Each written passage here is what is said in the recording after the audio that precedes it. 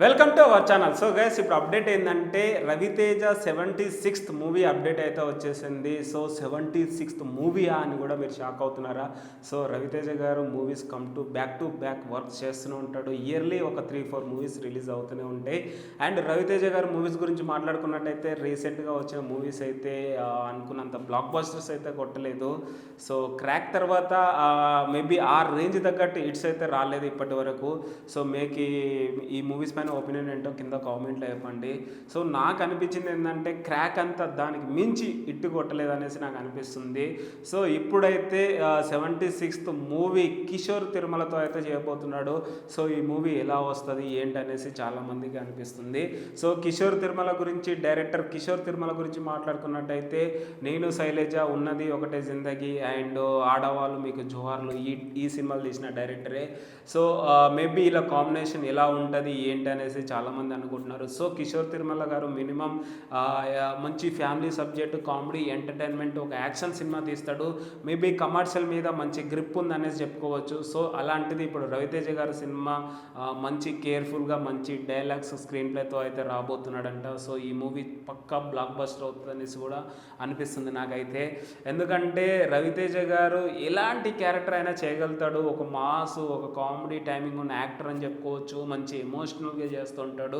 So అలాంటిది ఒక multi talented hero కాబట్టి మేబీ ఇప్పుడు కిషోర్ తిరుమల గారు రవితేజ గారి యాక్టింగ్ని యూజ్ చేసుకొని మంచి సినిమా తీయాలనేసి గట్టి కోరుకుందాం. అండ్ ఈ మూవీకి టెక్నీషియన్స్ ఎవరు, మిగతా యాక్టర్స్ ఎవరు అనేది అఫీషియల్గానే అనౌన్స్మెంట్ ఇవ్వబోతున్నారంట. సో ఈ సబ్జెక్ట్ ఏంటి కూడా ఒకటి అఫీషియల్గా అనౌన్స్మెంట్ అయితే ఇవ్వబోతారంట. సో ఈ మూవీ పైన చాలా ఎక్స్పెక్టేషన్స్ కూడా పెట్టుకున్నారు రవితేజ గారి ఫ్యాన్స్. ఎందుకంటే ప్రతి సినిమా పైన ఎక్స్పెక్టేషన్స్ పెట్టుకుంటారు.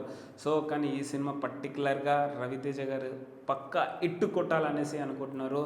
సో రవితేజ గారు సోలోగా ఈ మధ్య చాలా హిట్స్ పడలేదనేసి అనుకుంటున్నారు. సో మీరు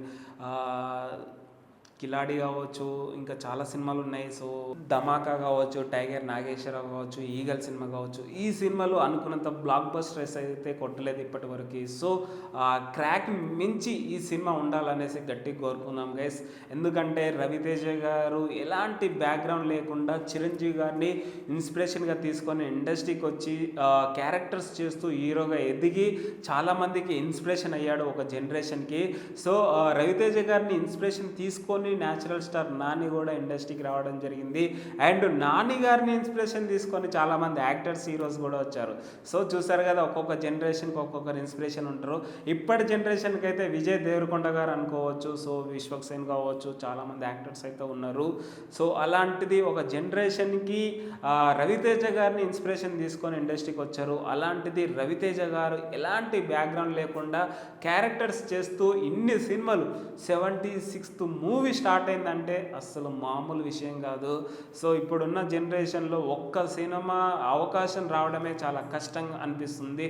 సో అలాంటిది 75 సినిమాలు కంప్లీట్ చేశాడంటే గ్రేట్ అని చెప్పుకోవచ్చు. అండ్ రవితేజ గారి టాలెంట్కి మెచ్చుకోవచ్చు. డౌన్ టు ఎర్త్, ఏదైనా టేక్ ఇట్ ఈజీ అన్నలా వెళ్తూ ఉంటాడు. ఏది సీరియస్నెస్ తీసుకోవడం అనేసి చాలా వీడియోస్లలో, ఇంటర్వ్యూస్లలో చెప్తూ ఉంటాడు. సో మేబీ అలా ఇన్స్పిరేషన్ తీసుకుంటే మేబీ మనం కూడా ఏదన్నా సక్సెస్ అయ్యే ఛాన్సెస్ ఉంటాయి అనేసి చెప్పుకోవచ్చు గైస్. ఎందుకంటే ఇంకా ఎక్కువ మాట్లాడదలుచుకోలేదు. ఎందుకంటే రవితేజ గారు బాగుంటే అందరు హ్యాపీగా ఉంటారు. సో అలాంటిది కిషోర్ తిరుమల గారి డైరెక్షన్లో రవితేజ గారి 76th పక్క బ్లాక్ బస్టర్ అవ్వాలనేసి గట్టిగా కోరుకుందాం. సో మిగతా టెక్నీషియన్స్ ఎవరు, యాక్టర్స్ ఎవరు అనేది అఫీషియల్గా అనౌన్స్మెంట్ త్వరలోనే ఇవ్వబోతాడంట కిషోర్ తిరుమల గారు అయితే. సో ఈ మూవీ పైన మీ ఒపీనియన్ ఏంటో కింద కామెంట్ చెప్పండి guys. That's it. Thank you so much.